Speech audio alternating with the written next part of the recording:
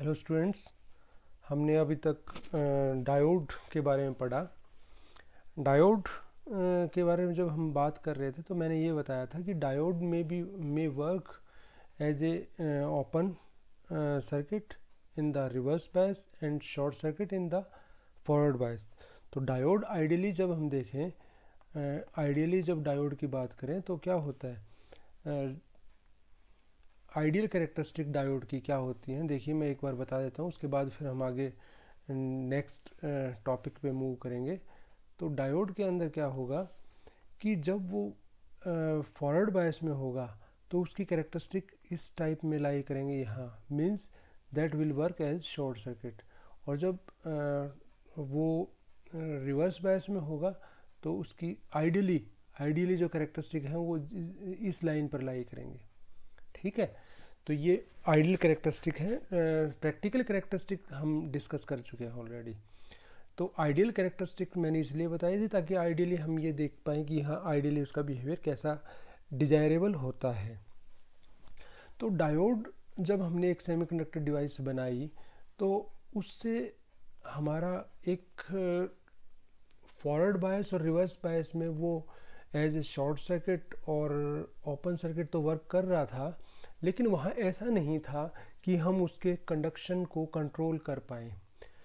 उसका कंडक्शन जो है वो कंट्रोलेबल नहीं था without changing the doping level. Doping level को चेंज किए बिना डायोड के अंदर जो कंडक्शन हो रहा था उसको आप कंट्रोल नहीं कर सकते। आइडियली आप बात ना भी करें, यदि आप प्रैक्टिकली बात करते हैं तो प्रैक्टिकली जो डायोड है उसका एक सर्टेन कंडक्शन होता है, वो एक कंडक्शन शो करता है, एक रेजिस्टेंस शो करता है। तो दैट वाज नॉट कंट्रोलेबल, उसको आप कंट्रोल नहीं कर सकते थे। तो हम अब आते हैं ट्रांजिस्टर के ऊपर। सबसे पहली चीज़ ये है कि ट्रांजिस्टर जो वर्ड है वो दो वर्ड से बना है। Transistor means transfer of resistors, means transfer, trans से बना है ट्रांसफ़र, और रेजिस्टेंस से बना है, रजिस्टर से बना है उसका बाद वाला पार्ट। तो ट्रांजिस्टर जो वर्ड है वो दो वर्ड से मिलकर बना है, ट्रांसफ़र ऑफ रजिस्टर। तो ट्रांजिस्टर को बनाया क्यों गया था?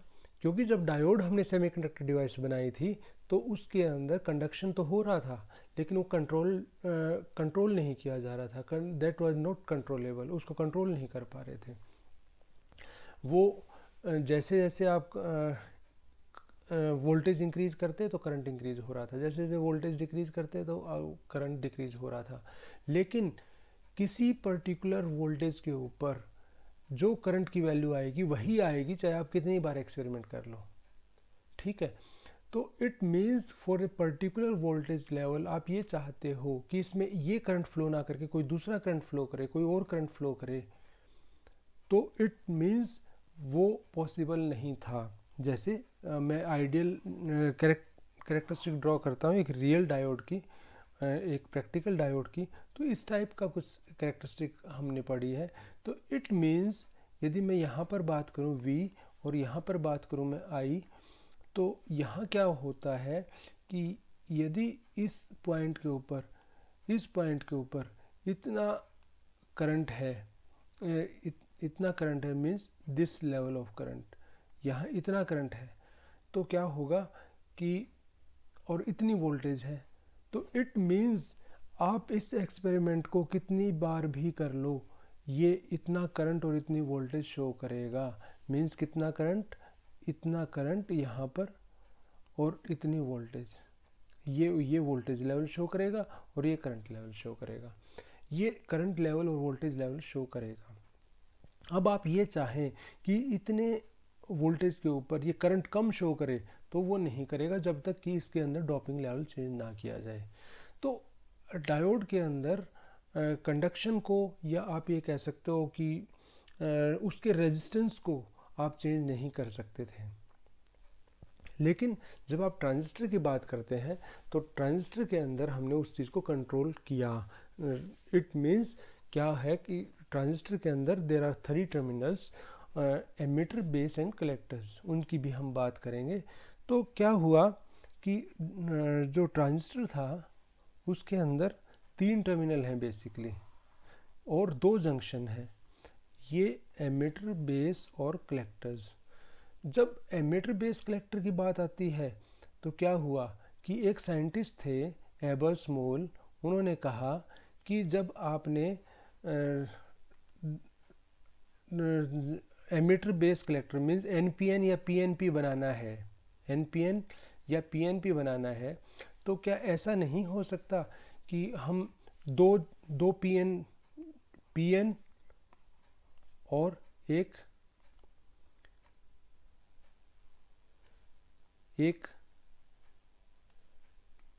दो डायोड्स को बैक टू बैक जोड़ दे? ये एक डायोड है, उन्होंने ये कहा, एबर्समोल ने ये कहा कि 2 डायोड को जोड़ दिया हमने, this is one diode and this is other diode, इनको बैक टू बैक जोड़ दिया। तो उन्होंने ये कहा क्या ये पॉसिबल है, उन्होंने एक्सपेरिमेंट किया क्या ये पॉसिबल है कि ये एक ट्रांजिस्टर की तरह वर्क करे। तो जब उन्होंने एक्सपेरिमेंट किया तो उन्होंने ये पाया कि ये पॉसिबल नहीं है। क्यों नहीं है वो हम अभी पढ़ेंगे। तो ये ऐसा स्ट्रक्चर जो बना, यदि इसको मैं देखूं फेयरली, यदि मैं इसको देखता हूं तो ये क्या किस तरीके का स्ट्रक्चर है। ये स्ट्रक्चर कुछ ऐसा है कि मैंने यहाँ ये साफ़ कर दिया और ये आप देखोगे कि अब ये जो स्ट्रक्चर है दैट इज़ लाइक पीएनपी, लेकिन ये ट्रांजिस्टर की तरह वर्क नहीं करेगा। इस मॉडल को बोलते हैं एबर्समोल मॉडल। ये एबर्समोल मॉडल उन्होंने कोशिश की थी कि ये ट्रांजिस्टर की तरह वर्क करे, लेकिन ये ट्रांजिस्टर की तरह वर्क नहीं कर रहा। देखने में तो ये आपको दिख रहा है कि पीएनपी ट्रांजिस्टर जैसा दिख रहा है आपको। यदि मैं इसको थोड़ा उल्टा करके जोड़ दूं, यदि आप इसको थोड़ा उल्टा करके कनेक्ट कर देते हैं, जैसे इस टाइप में कनेक्ट करते हैं, यदि एन ये पी, फिर एक पी यहाँ आ जाएगा और उसके बाद फिर एन, तो ये आपको एन पी एन ट्रांजिस्टर जैसा दिखेगा। ठीक है, देखने में तो लग रहा है आपको एन पी एन ट्रांजिस्टर की तरह वर्क करना चाहिए, ये पी एन पी ट्रांजिस्टर की तरह वर्क करना चाहिए, लेकिन ये एन पी एन और पी एन पी ट्रांजिस्टर की तरह वर्क नहीं करेंगे। ये एबर्समोल मॉडल है और एबर्समोल ने ये बना के ये प्रूव कर दिया कि दो डायोड्स को जब हम बैक टू बैक जोड़ते हैं तो वो ट्रांजिस्टर नहीं बनता। तो अब ट्रांजिस्टर क्या बनता है, क्या स्पेशलिटी है कि वो ट्रांजिस्टर की तरह वर्क करे, तो अब उसके बारे में हम पढ़ेंगे। अब मैं आपको ट्रांजिस्टर का बेसिक फंक्शन समझाऊंगा और उसके बाद हम इस क्वेश्चन का रिप्लाई करने के पॉसिबल होगा, रिप्लाई करना पॉसिबल होगा कि एबर्समोल का जो मॉडल है उसने एज ए ट्रांजिस्टर वर्क क्यों नहीं किया, फिर हम उसका रिप्लाई कर पाएंगे। तो जब ट्रांजिस्टर को समझने के लिए क्या है कि मैं उसका एक डायग्राम बनाता हूँ, उसके बाद फिर मैं आपको एक्सप्लेन करता हूँ। ये देखिए, मैंने एन पी एन ट्रांजिस्टर का एक डायग्राम यहाँ लिया है, पिक्चर ली है मैंने, और इसके अंदर आप ये देखिए कि एन जो ये पोर्शन है this is emitter, this portion is base and this portion is collector. एक जनरल ट्रांजिस्टर के अंदर जो बेस पोर्शन है, जो बेस वाला जो पार्ट है वो नैरो होता है, बहुत नैरो होता है, और उसके अंदर डॉपिंग बहुत लाइट होती है, lightly doped, this is base, lightly doped होता है। और जो एमिटर होता है दैट इज हाईली डॉप्ड, और जो कलेक्टर होता है वो मीडियम डॉप्ड होता है, उसमें डॉपिंग मीडियम होती है। डॉपिंग से आप समझते हो कि डॉपिंग का मतलब होता है जो आप एन टाइप या पी टाइप इम्प्योरिटीज ऐड करते हो वो। अब जैसा कि मैंने डायोड में बताया था आपको कि डायोड जब बनाते हैं तो वो एक सिंगल क्रिस्टल के ऊपर बनता है, ऐसे ही जब मैं ट्रांजिस्टर की बात भी करता हूँ तो वो भी एक सिंगल क्रिस्टल के ऊपर ही बनता है, सिलिकॉन के एक सिंगल क्रिस्टल के ऊपर उसको फैब्रिकेट किया जाता है, बनाया जाता है with the help of doping. अब आप ये देखिए कि यहाँ एन पी एन जब आप लेते हो तो ये एमिटर है, ये बेस है और ये कलेक्टर है, और मैंने यहाँ कनेक्शन किए हैं इसके। कनेक्शंस डिफरेंट टाइप के हो सकते हैं, वो हम आगे पढ़ेंगे कि कैसे कनेक्शंस होंगे, कितने टाइप के कनेक्शंस होते हैं, लेकिन फ़िलहाल इसको मैं एक बार समझाता हूँ कि वह कैसे वर्क कर रहा है। मैंने एन लिया है उसका पर्पज़ ये है कि जब हम इलेक्ट्रॉन के फ़्लो को समझते हैं तो वहाँ वर्किंग को समझना इजी है as compare to the flow of holes, क्योंकि मैंने आपको ऑलरेडी बताया है कि होल्स का फ़्लो तो रियल में होल्स तो फ्लो करते नहीं, रियल में तो इलेक्ट्रॉन्स ही फ्लो करते हैं। होल्स दिखाई देते हैं कि मूव कर रहे हैं, होल्स इस तरीके से लगते हैं कि जैसे मूव कर रहे हैं। तो जब मैंने बैटरी लगाई है यहाँ, जैसे बैटरी लगाई है मैंने, तो ये बैटरी मैं इस बैटरी से मैं इसको ई और बी जंक्शन को फॉरवर्ड बायस बना रहा हूँ और बी और सी जंक्शन को मैं रिवर्स बायस बना रहा हूँ, क्योंकि मैंने एन को पॉजिटिव टर्मिनल से और पी को मैंने नेगेटिव टर्मिनल से कनेक्ट किया है। तो this battery is making this junction, इस जंक्शन को रिवर्स बायस बना रही है और दिस बैटरी ये ई और बी जंक्शन को फॉरवर्ड बायस बना रही है। और बैटरी के नेगेटिव टर्मिनल को ये कंसिडर किया जाता है, नेगेटिव टर्मिनल जो बैटरी का होता है, that is a infinite source of electrons. और जो बैटरी का पॉजिटिव टर्मिनल है उसको ये माना जाता है that is the infinite sink of electrons, उसमें कितने भी इलेक्ट्रॉन जा सकते हैं, that is acceptor of electrons. और जो नेगेटिव टर्मिनल और बैटरी उसको मानते हैं that is a infinite source of electrons. और तो क्या है कि जो इलेक्ट्रॉन्स हैं, सपोज करो यहाँ से 100 इलेक्ट्रॉन्स जाने स्टार्ट हुए। देखो इलेक्ट्रॉन्स की का फ्लो की डायरेक्शन कन्वेंशनली जो करंट होता है उसके अपोजिट में कंसिडर करते हैं। जब भी हम करंट का फ्लो देखते हैं तो हम पॉजिटिव टर्मिनल से करंट की डायरेक्शन शो करते हैं, लेकिन जब हम इलेक्ट्रॉन के फ्लो की बात करेंगे तो इलेक्ट्रॉन का फ्लो हम शो करेंगे नेगेटिव टर्मिनल ऑफ बैटरी से, क्योंकि हम ये मानते हैं कि जो सोर्स ऑफ इलेक्ट्रॉन है that is on the negative terminal of battery. अब आप ये सपोज कीजिए यहाँ 100 इलेक्ट्रॉन्स यहाँ से फ्लो करना स्टार्ट किए, वो 100 इलेक्ट्रॉन्स यहाँ जाके इसमें एंटर करेंगे। एक बात ध्यान रखना, जब कोई भी आप डायोड की बात कर लीजिए या ट्रांजिस्टर की बात कर लीजिए, यदि वो एक इक्विलिब्रियम स्टेट में है तो उसमें से तब तक इलेक्ट्रॉन फ्लो नहीं करेगा जब तक कि उसमें आगे पाथ नहीं होगा उसको पास करने का, या उसमें से इलेक्ट्रॉन का पाथ कंप्लीट नहीं होगा तब तक उसमें करंट फ्लो नहीं करेगा। एक बार किसी फिज़िक्स के टीचर ने मुझसे पूछा, ही वॉज माई जूनियर, तो वो वैसे ही मेरे पास बैठे हुए थे, तो बोले कि सर क्लास में एक स्टूडेंट ने मुझसे पूछा है कि एक वायर है, एक बल्ब ऑन है और वायर से करंट फ्लो कर रहा है, करंट फ्लो कर रहा है, इट मीन्स इलेक्ट्रॉन्स का फ्लो है, चार्ज का फ्लो है। और जब हमने वो वायर बीच में से काट दी वायर, तो उन इलेक्ट्रॉन्स का क्या होगा, क्या वो वायर से बाहर निकल जाएंगे? ठीक है, उनसे पूछ लिया, स्टूडेंट्स की कई बार आदत होती है उल्टे सीधे क्वेश्चन पूछने की, तो उन्होंने उनसे ये पूछा कि क्या वो इलेक्ट्रॉन्स वायर से बाहर आ जाएंगे? तो बोले कि इसका क्या रिप्लाई करूं मैं वहाँ क्लास के अंदर। तो फिर मैंने उनको ये कहा कि ऐसा है कि जब तक इलेक्ट्रॉन को पोटेंशियल डिफरेंस जब तक पोटेंशियल डिफरेंस नहीं मिलेगा तब तक इलेक्ट्रॉन का फ्लो नहीं होगा। यदि एक ये वायर है, सपोज करो ये यहाँ आपने ये सर्किट बना रखा है और इस सर्किट को आपने यहाँ से ब्रेक कर दिया तो इलेक्ट्रॉन का फ्लो रुक जाएगा। या यदि आप ये टर्मिनल और ये टर्मिनल सेम पोटेंशियल पर रख देते हो तो इलेक्ट्रॉन का फ्लो नहीं होगा। इलेक्ट्रॉन का फ्लो होने के लिए पोटेंशियल डिफरेंस होना ज़रूरी है। जैसे पानी के बहने के लिए यदि आप चाहते हो पानी का फ्लो हो, वाटर का फ्लो हो, तो उसके लेवल में डिफरेंस होना ज़रूरी है। बिना लेवल डिफरेंस हुए, विदाउट एक्सटर्नल फोर्स, आपका जो वाटर है उसका फ्लो नहीं हो सकता। सेम वे जब तक पोटेंशियल डिफरेंस नहीं होगा तब तक जो करंट है या जो इलेक्ट्रॉन्स हैं उसका फ्लो नहीं होगा। तो ऐसा नहीं होता कि आपने एक बल्ब ऑन कर रखा है, वो ऑन पोजीशन में है, लाइट दे रहा है, प्रकाश दे रहा है, और आपने बीच में से वायर काट दी तो इलेक्ट्रॉन्स ऐसा नहीं है कि ओवरफ्लो हो जाएंगे और बाहर निकल के गिरने लग जाएंगे, ऐसा कुछ नहीं होता। ठीक है, तो पोटेंशियल डिफरेंस होना ज़रूरी है।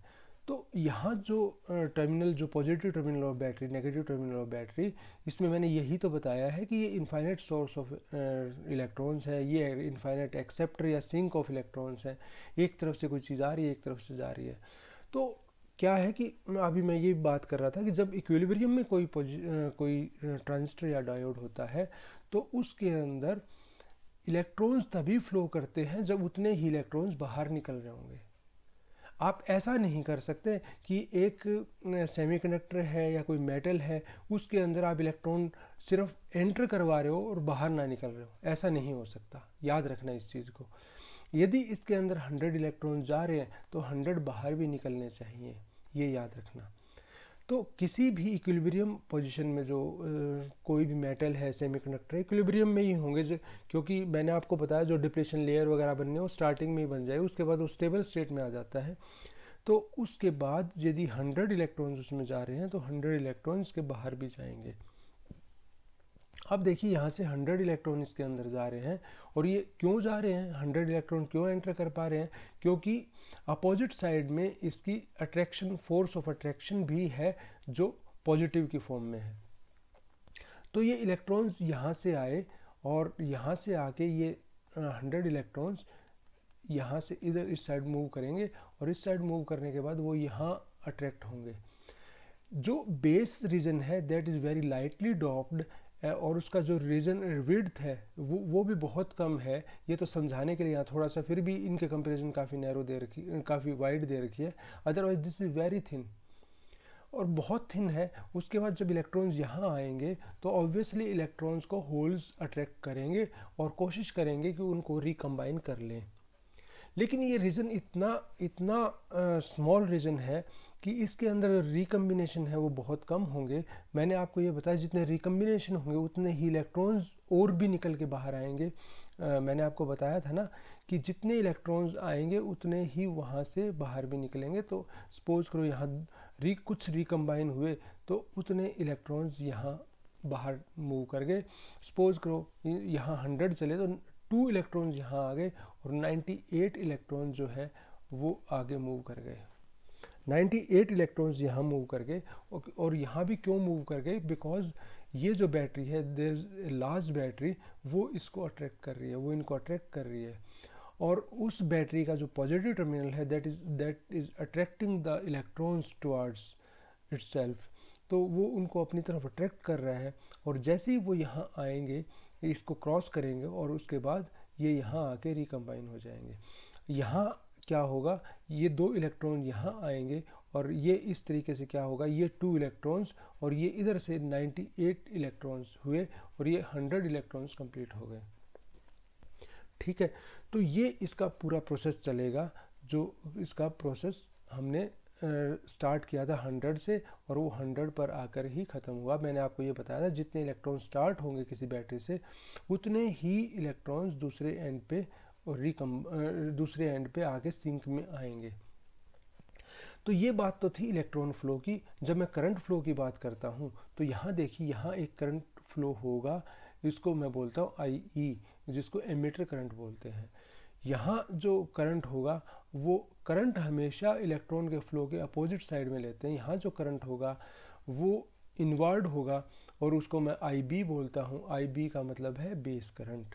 और यहाँ जो करंट होगा वो अगेन जो इलेक्ट्रॉन का फ्लो है उसके अपोजिट होगा, उसको मैं आई बोलता हूँ, कलेक्टर करंट। तो अब ये देखिए, ये जो करंट आई है ये इस करंट का और इस करंट का समेशन है। आप यहाँ से देख पा रहे होंगे कि 2 इलेक्ट्रॉन यहाँ और 98 इलेक्ट्रॉन्स यहाँ, जो टोटल होगा वो 100 इलेक्ट्रॉन्स होगा और वो 100 इलेक्ट्रॉन्स मिलके यहाँ सिंक में आएंगे। तो क्या है कि आप ये देखिए कि I E is equal to I C plus I B. तो ये एक बड़ा इम्पोर्टेंट चीज़ है कि I E is equal to I B plus I सी।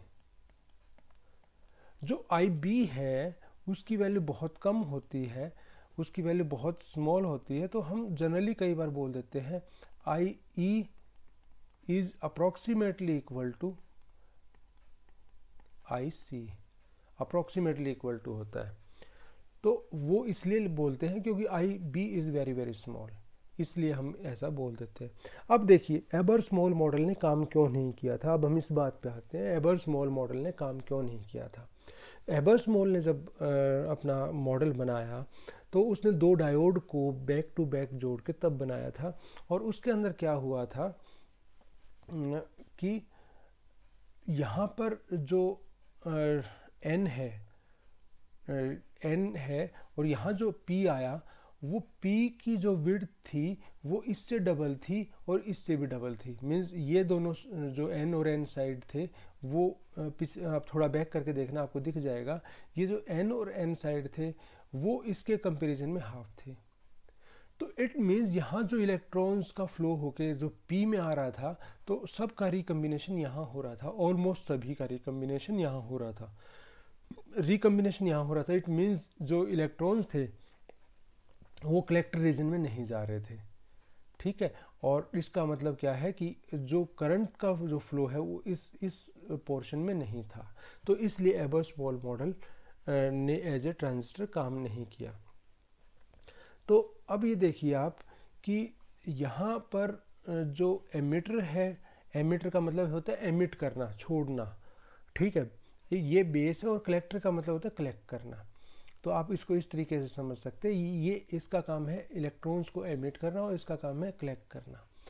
ये अब हम डिफरेंट रीजन्स के बारे में और डिफरेंट कॉन्फ़िगरेशंस के बारे में पढ़ेंगे कि इसकी कौन कौन सी कॉन्फ़िगरेशंस हो सकती हैं। सबसे पहले तो हम रीजन्स के बारे में पढ़ते हैं कि कौन कौन से रीजन्स होते हैं। REGION रीजन, तो उसमें क्या है कि सबसे पहले जो आता है that is active region. Active region, ठीक है, एक्टिव रीजन होता है सबसे फर्स्ट इज एक्टिव रीजन। उसके बाद जो सेकंड होता है that is cut off region. Cut off region, cut off region. और उसके बाद नेक्स्ट जो होता है that is saturation region. Next is saturation region.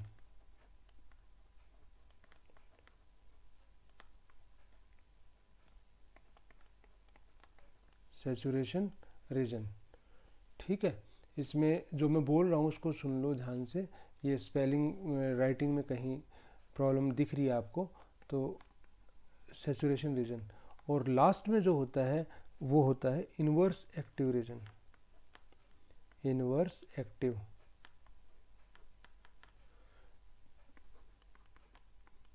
ठीक है। ये चार रीजन्स होते हैं, इन डिफरेंट रीजन्स में काम करता है। अब ये कैसे होगा, इसमें कैसे इन रीजन्स में वर्क करेगा वो अब हम बताते हैं। देखिए मैंने एक टेबल बनाई है, समरी टेबल बनाई है। इसके अंदर देखिए प्रीवियस जब मैंने डायग्राम बनाया था, प्रीवियसली मैंने डायग्राम बनाया था, तो उस डायग्राम के अंदर आप ये देख रहे होगे कि दो सेक्शन थे, एक इनपुट सेक्शन था, एक आउटपुट सेक्शन था। आप डायग्राम को मैं एक बार दोबारा दिखा देता हूँ आपको। ये डायग्राम था यहाँ। तो इसके अंदर जो ये सेक्शन है इसको इनपुट सेक्शन बोलते हैं, और जो ये सेक्शन है इसको आउटपुट सेक्शन बोलते हैं। तो इनपुट सेक्शन इसके अंदर फॉरवर्ड बायस है और आउटपुट सेक्शन इसके अंदर रिवर्स बायस है। देखिए यहाँ पे आप देख सकते हैं। तो यदि मैं इसी तरीके से बात करूँ तो एक्टिव रीजन में कब काम करेगा, जब आपका इनपुट सेक्शन क्या होगा, फॉरवर्ड बायस होगा, और जो आउटपुट सेक्शन है वो रिवर्स बायस होगा। ये फॉरवर्ड बायस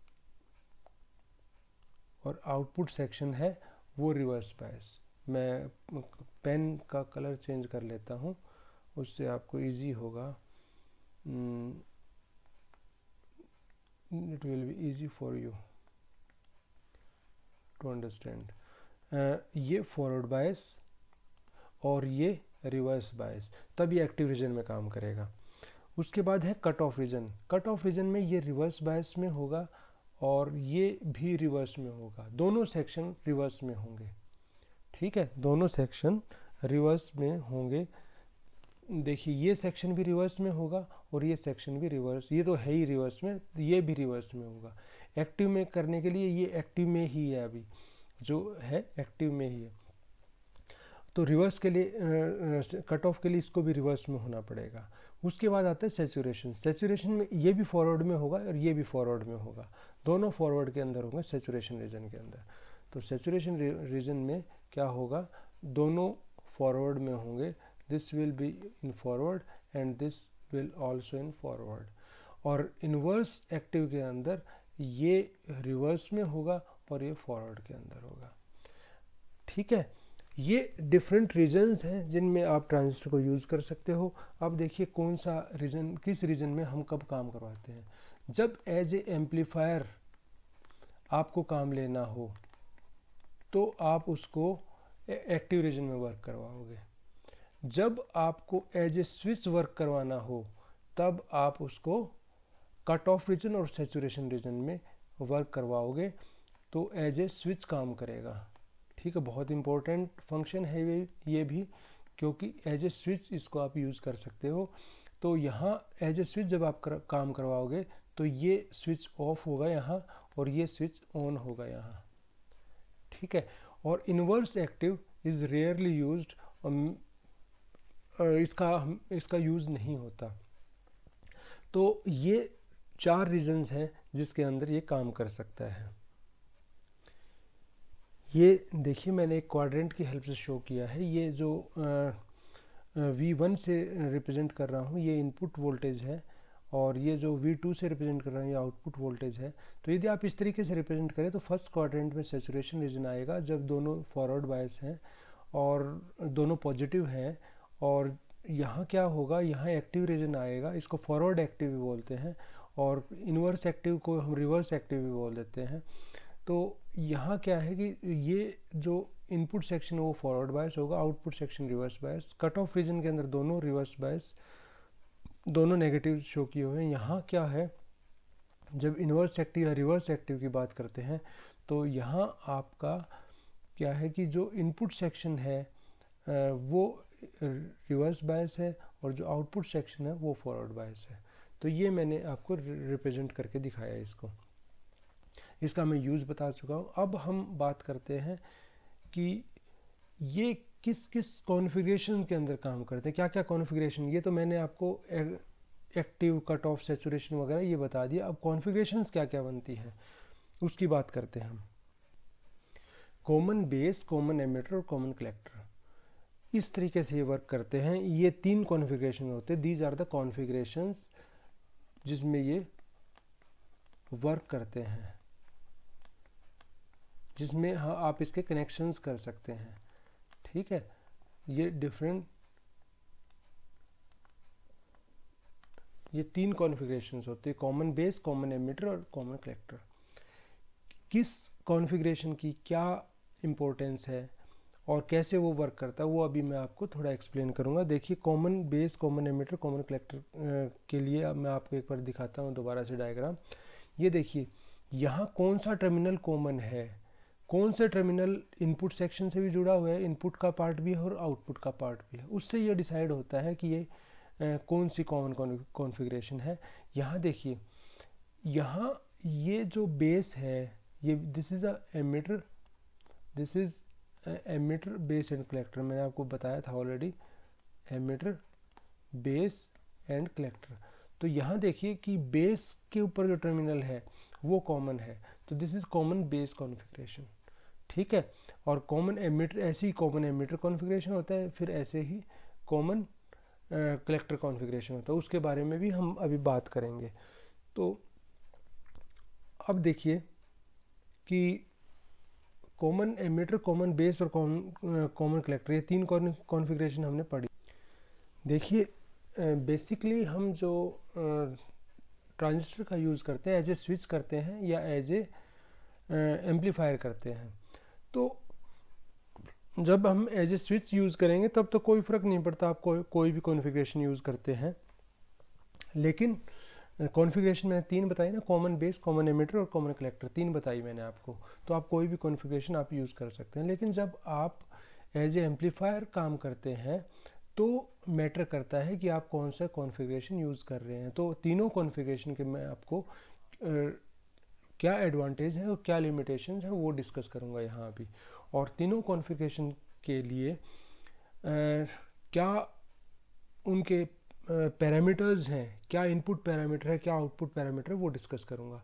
लेकिन उससे पहले मैं आपको आइडियल एम्पलीफायर की कैरेक्टरिस्टिक बताता हूँ। आइडियल एम्पलीफायर के अंदर क्या क्या चीज़ डिजायर्ड होती है, ठीक है, वो चीज़ मैं आपको डिस्कस करता हूँ। ये बहुत इंपॉर्टेंट चीज़ है। नंबर 1, इनफाइनाइट वोल्टेज गेन, ठीक है, ए वी लिखते हैं हम इसको। साथ ही करंट गेन भी इनफाइनाइट, सभी तरह के गेन जो हैं वो इनफाइनाइट होंगे, ए आई।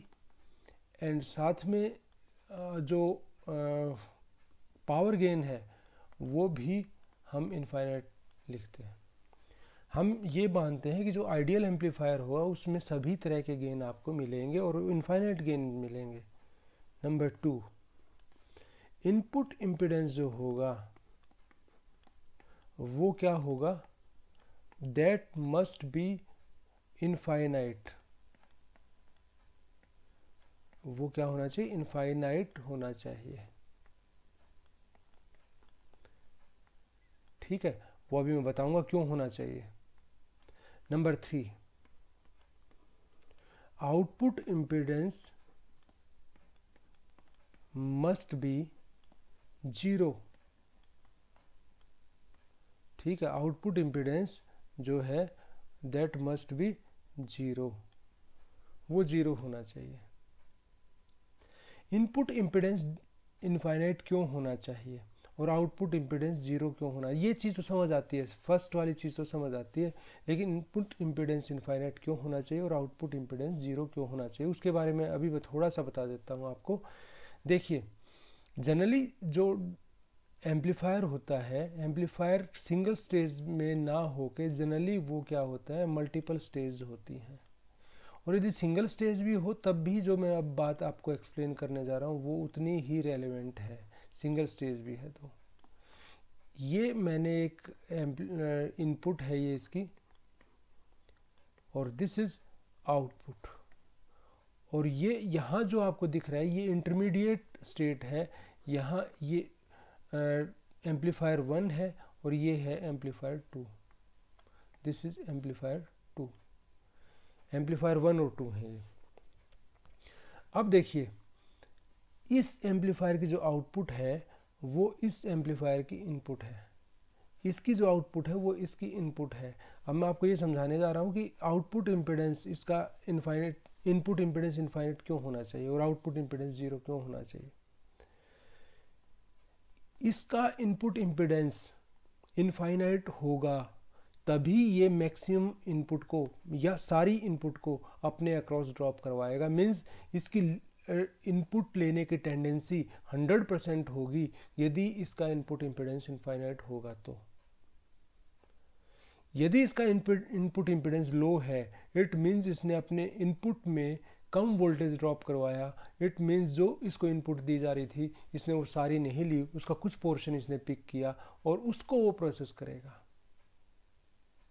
तो क्या चाहते हैं आप कि जो एम्पलीफिकेशन की जा रही है वो जितनी इनपुट दी है आपने वो सारी इनपुट इसके अंदर ट्रांसफ़र हो या उसका कुछ पोर्शन हो।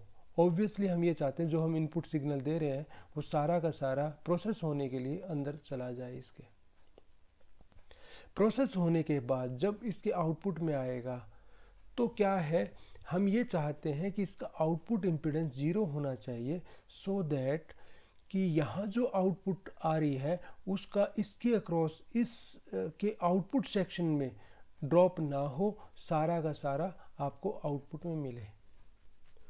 अगेन आउटपुट, इसकी जो आउटपुट है वो इसके इनपुट सेक्शन से जुड़ी हुई है। यदि इसका इनपुट इम्पीडेंस इनफाइनाइट होगा तो वो सारी इनपुट को एक्सेप्ट कर लेगा, अपने अंदर प्रोसेस करने के लिए ले लेगा। और उसके बाद क्या है कि यहाँ पर फिर अगेन आउटपुट आपको मिलेगी। देखिए, यदि इनपुट इम्पीडेंस इनफाइनाइट नहीं होगा तो क्या होगा वो मैं आपको बता चुका हूँ कि इनपुट इम्पीडेंस इनफाइनाइट नहीं होगा तो ये जो इनपुट दी जा रही है उसको पूरे को एक्सेप्ट नहीं करेगा, उसके कुछ पोर्शन को पिक करेगा। That will depend on the resistance, कितना उसका इम्पिडेंस है, कितना रेजिस्टेंस आप कह सकते हैं। और यदि इसका आउटपुट इम्पिडेंस इनफाइनाइट जीरो नहीं हुआ तो इट मीन्स क्या होगा कि इसके ऊपर लोडिंग आएगी। लोडिंग कंसेप्ट क्या होता है कि जब आउटपुट जो आपने लगाई, इसकी आउटपुट तो ये है, या आप सिंगल स्टेज की बात करते हैं, आप सिंगल स्टेज यदि ले लीजिए, ये इनपुट है और यहाँ पर आपने आउटपुट पर कोई लोड लगा रखा है, ये आउटपुट है, ये सिंगल स्टेज का ही मैं यूज़ कर रहा हूँ, और यहाँ आपने कोई लोड लगा रखा है। यदि इसका आउटपुट इम्पीडेंस जीरो होगा तो इसका अपने अक्रॉस लॉस जीरो होगा। ये सारी की सारी जो आउटपुट आ रही है वो इस लोड को दे देगा।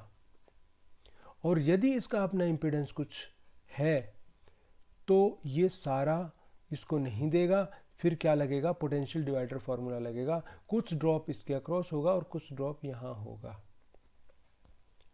कितना ड्रॉप होगा, जितना, अब ये इसके ऊपर डिपेंड करता है इसका आउटपुट इम्पीडेंस कितना होगा। आउटपुट इम्पीडेंस एम्पलीफायर का जितना ज़्यादा होता चला जाएगा उतना ही लॉस इंक्रीज होता जाएगा आउटपुट में, और इसको जो लोड है, यहाँ जो लोड लगा हुआ है RL, उसको पोटेंशियल कम मिलेगा, उसके अक्रॉस पोटेंशियल ड्रॉप कम होगा। तो ये बहुत ज़रूरी है कि किसी भी एम्पलीफायर का इनपुट इम्पीडेंस, इनफाइनाइट तो आइडियल कंडीशन है, जीरो तो आइडियल कंडीशन है, ये तो नहीं हो सकता, लेकिन किसी भी एम्पलीफायर का input impedance must be very high and output impedance must be very low.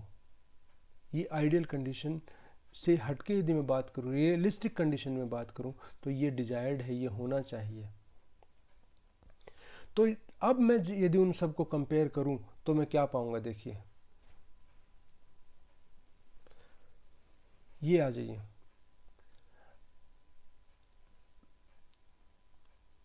इसके अंदर देखिए कि common emitter configuration, common collector और common base. Common emitter configuration का जो करंट गेन है वो हाई है, कॉमन कलेक्ट और उसका जो वोल्टेज गेन है कॉमन एमिटर कॉन्फ़िगरेशन का वो भी हाई है, वोल्टेज गेन भी हाई है। जो रेजिस्टेंस है वो मीडियम है, इनपुट रेजिस्टेंस है, इनपुट इम्पीडेंस बोल दो, इनपुट रेजिस्टेंस बोल दो, वो मीडियम है। आउटपुट रेजिस्टेंस वो भी इसमें मीडियम है, मीडियम हाई आप कह सकते हैं, मीडियम हाई है। इनपुट इम्पीडेंस मीडियम और आउटपुट इम्पीडेंस वो भी मीडियम है।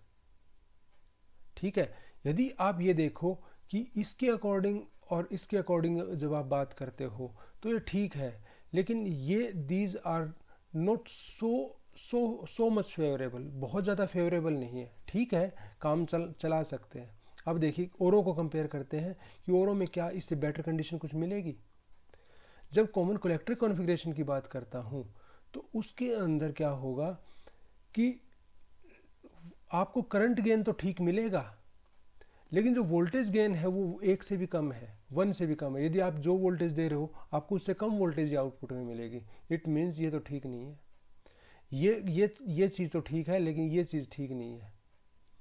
ठीक है, तो क्या है, ये चीज़ इसमें ठीक नहीं है। इनपुट इम्पीडेंस हाई और आउटपुट इम्पीडेंस लो, ये दोनों चीज़ बहुत बढ़िया हैं, बहुत अच्छी हैं। तो कॉमन कलेक्टर कॉन्फ़िगरेशन के अंदर ये दोनों चीज़ बहुत अच्छी हैं और ये भी ठीक है, लेकिन ये बहुत पुअर है, इसलिए इस कॉमन बेस को कंपेयर करते हैं। करंट गेन इसके अंदर कम मिलेगा, करंट गेन कम मिलेगा, या आप ये कह सकते हो जितना करंट आप इनपुट में दोगे आउटपुट में उससे कम ही मिलेगा। तो ये that is not so much favourable. Voltage gain high है, ये अच्छी बात है। ये दो चीज़ है। डिजायर्ड क्या है, डिजायर्ड इनपुट इम्पीडेंस क्या है, इनपुट रेजिस्टेंस क्या है, डिजायर्ड वेरी हाई होना चाहिए और यहाँ क्या है, लो है। और आउटपुट इम्पीडेंस क्या होना चाहिए, that must be very low, और यहाँ वो क्या है, मेगा ओम की रेंज में है। Mega ohm means very high है, हाई लिखा हुआ है, वेरी, मैं बोलता हूँ वेरी हाई है। इट मीन्स यहाँ पर जो ये कंडीशंस हैं impedance condition, those are worst, वो वर्स्ट है, ठीक है, वर्स्ट कंडीशन है। और यहाँ जो कंडीशंस हैं वो इम्पीडेंस की कंडीशन तो बहुत अच्छी हैं, लेकिन यहाँ आपको वोल्टेज गेन नहीं मिल रहा कॉमन कलेक्टर के अंदर। कॉमन एमिटर के अंदर करंट गेन की कंडीशन अच्छी है, वोल्टेज गेन की कंडीशन अच्छी है, लेकिन जो ये रेजिस्टेंसेज हैं, इनपुट इम्पीडेंस और आउटपुट इम्पीडेंस, या इनपुट रेजिस्टेंस आउटपुट रेजिस्टेंस, वो सो है, बहुत अच्छा नहीं कह सकता, दो हजार सो। इट मीन्स जो कॉमन कलेक्टर कॉन्फ़िगरेशन है that is very good out of these three. इन तीनों में देखा जाए तो दिस इज बेस्ट। यदि मैं एज ए एम्पलीफायर बात करता हूं तो common emitter configuration is best. Common base is worst. Common base worst है, क्यों? क्योंकि इसकी जो इम्पीडेंस की जो मैचिंग है, या इम्पीडेंस की जो प्रॉपर्टीज़ है, वो डिजायर्ड से बिल्कुल अपोजिट है, ठीक है। अब यदि किसी के इम्पीडेंस की कैरेक्टरिस्टिक डिजायर्ड से बिल्कुल अपोजिट हो तो भले ही इसका गेन कितना ही अच्छा हो, आपको ये सूट करेगा ही नहीं। क्यों? क्योंकि आपने इनपुट दिया, इनपुट उसने सारा नहीं पिक किया, थोड़ा सा पोर्शन पिक किया, उसके बाद क्या है, इसने एम्पलीफिकेशन तो बहुत अच्छी की, सपोज करो इसने एम्पलीफिकेशन तो बहुत अच्छी की, वोल्टेज गेन बहुत अच्छा है इसका, एम्पलीफिकेशन तो बहुत अच्छी की कॉमन बेस ने, और क्या हुआ कि आउटपुट में जब देने की बारी आई तो इसने सारा मोस्टली अपने अक्रॉस ही ड्रॉप करवा लिया, अपने अक्रॉस ही वेस्टेज कर दिया आउटपुट में। इसने क्या किया, लोड को बहुत कम दिया। क्या फ़ायदा है, हमें लोड में वोल्टेज ही कम मिल रही है, लोड जो जिस अप्लायंस को आप चला रहे हो, जिस अप्लायंस को आप चला रहे हो उसको भी वोल्टेज कम दी, सभी अपने अक्रॉस वेस्टेज कर दी, तो क्या फ़ायदा हुआ इसका।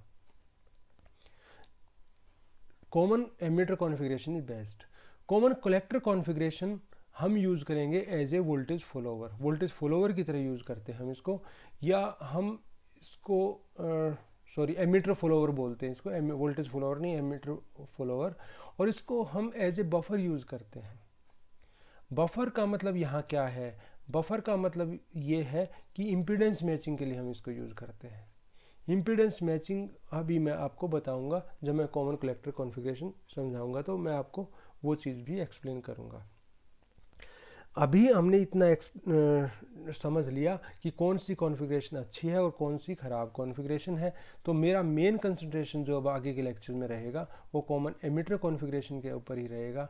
कॉमन कलेक्टर के बारे में हम बहुत कम पढ़ेंगे और कॉमन बेस को जनरली हम अवॉइड करते हैं। थोड़ा सा मैं इसका इंट्रोडक्शन दूंगा, अदरवाइज अवॉइड करते हैं। तो common collector configuration as a buffer use होते हैं या इम्पीडेंस मैचिंग के लिए यूज़ होती है, और कॉमन एमिटर कॉन्फ़िगरेशन आप as a amplifier that is a best configuration that is used, ठीक है। बहुत अच्छी आपको कॉन्फ़िगरेशन ये है एम्पलीफिकेशन के लिए। आगे के लेक्चर में मैं इन सब कॉन्फ़िगरेशंस को एक्सप्लेन करूंगा, इनके हाइब्रिड पैरामीटर को डिस्कस करेंगे। आज के लेक्चर में, अभी के लेक्चर में इतना ही। Thank you. जय हिंद, जय भारत।